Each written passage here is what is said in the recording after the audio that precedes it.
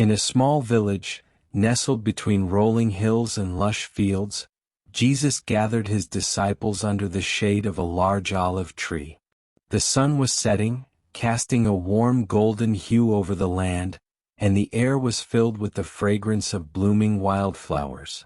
The disciples, weary from their travels, were eager to learn from their teacher, who had been sharing profound wisdom about the nature of life and love. On this particular day, Jesus noticed the heaviness in the hearts of his disciples. Peter was silent, lost in thought. Mary looked troubled, her brow furrowed, and John kept glancing at the ground, his usual enthusiasm dimmed. Understanding their internal battles, Jesus decided to tell them a story. Once, in a distant land, there lived a wise old woman known for her ability to heal not just the body but the soul. People would travel from far and wide to seek her counsel. One day, a young man named Nathan approached her, burdened by sadness. He had lost his way and felt trapped in a world of despair. "Why do you weep, my son?" the wise woman asked gently, her voice soothing like a soft breeze. Nathan replied, "I feel lost and alone. I don't understand my emotions. They overwhelm me and I fear they will consume me." The wise woman nodded, understanding the weight of his words. "Let me show you something," she said, leading him to a room filled with mirrors of various shapes and sizes. These mirrors reflect not just your image but your feelings. Each mirror shows a different aspect of your heart. As they stepped into the room, Nathan looked into the first mirror. It was distorted, and he saw himself as a shadow of his true self. "Why do I look so strange?" he asked, his voice trembling. "This mirror reflects your sadness," the wise woman explained.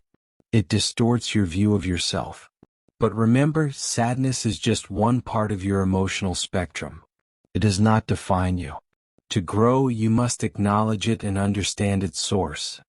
Curious, Nathan moved to the next mirror. This one was smooth and bright, showing a vibrant image full of color and energy. "Now I look joyful," he exclaimed, a smile creeping onto his face. "Yes," the wise woman smiled warmly. "This mirror reflects your joy. It exists alongside your sadness, reminding you that happiness is also a part of your life. You must embrace both to understand your full self." As Nathan explored further, he found a mirror that shimmered with intensity. He looked closely and saw himself filled with rage, his fists clenched and his eyes burning. "What does this mean?" he asked, recoiling slightly. "This is the mirror of anger," the wise woman said. "Anger can be a powerful force. It can ignite passion for change or signal that something is wrong. Do not fear it, instead understand what it tells you. What is it that makes your heart burn so fiercely?" Nathan took a moment to reflect. "I feel angry about injustice in the world. I want to fight against it, but I don't know how." "Use that anger as fuel for your actions," she advised. "Channel it into compassion and advocacy. Transform your feelings into something that brings healing rather than hurt." The young man continued exploring the mirrors. He saw his fear, a reflection that depicted him as small and timid, hiding in the shadows. "I don't want to feel afraid," Nathan admitted, his voice shaky. "Fear is a natural emotion," the wise woman reassured him. "It protects you from danger. Embrace it, but do not let it control you.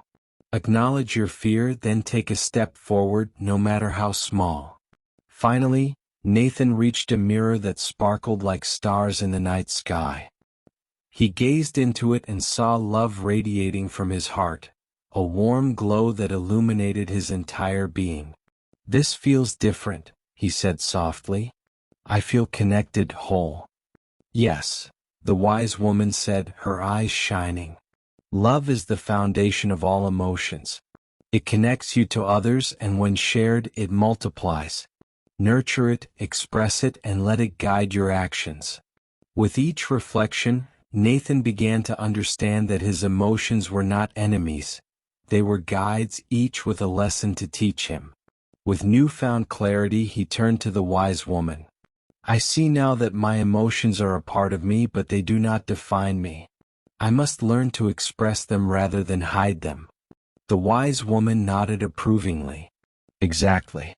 Emotions are a gift, a way for us to understand ourselves and our connections with others. When you express them openly and honestly, you honor your heart and those around you. Inspired, Nathan returned to his village, determined to embrace his emotions and share his journey with others. As he walked back through the vibrant fields, the sounds of nature surrounded him. The birds chirped cheerfully, and a gentle breeze rustled the leaves, mirroring the newfound lightness in his heart. He approached his family and friends, eager to share not just his joys but also his struggles. One evening he gathered a few close friends by the riverbank, where the water sparkled under the moonlight. I have learned that we are not alone in our feelings, he told them. When we express our emotions, we build a bridge of understanding between us. At first, some villagers were hesitant. They had been raised to believe that emotions should be kept hidden, a sign of weakness. But Nathan's sincerity and vulnerability sparked something within them. As they sat together, sharing stories of their own fears, sadness, and joys, the night air thickened with connection and empathy. When I lost my mother, one friend spoke up, tears glistening in his eyes. I felt like I had to be strong for everyone else. I never allowed myself to grieve, and it has haunted me ever since. Another friend chimed in, I was always told not to show my fear, but I'm terrified of failing. I wish I could be more open about it. Nathan listened intently, offering comfort and understanding. Slowly, the village transformed into a community that valued emotional expression. As the weeks passed, Nathan organized gatherings where villagers could share their feelings in a safe space. He began to notice subtle changes in his friends and neighbors. One day, a young woman named Mira, known for her quiet demeanor, stepped forward during a gathering. I've always felt like my voice doesn't matter, she admitted, her hands trembling. But I want to share how I feel about my dreams and my fears of not being good enough. Nathan encouraged her, saying, Your voice matters, Mira. Your dreams are important, and sharing them can inspire others.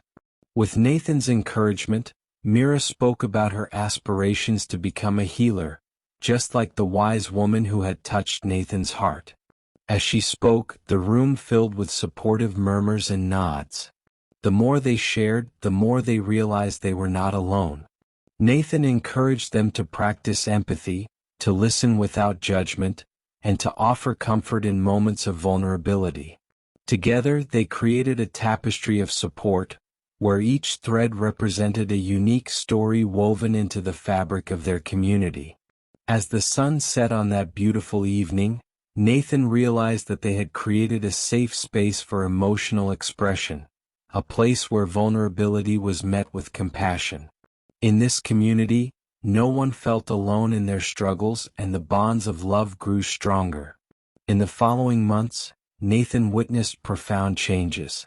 The villagers began to openly express their emotions, fostering deeper connections with one another. The young girl who had once been afraid to speak up now sang with joy during village gatherings, while the elderly woman found solace in sharing her memories of love and loss.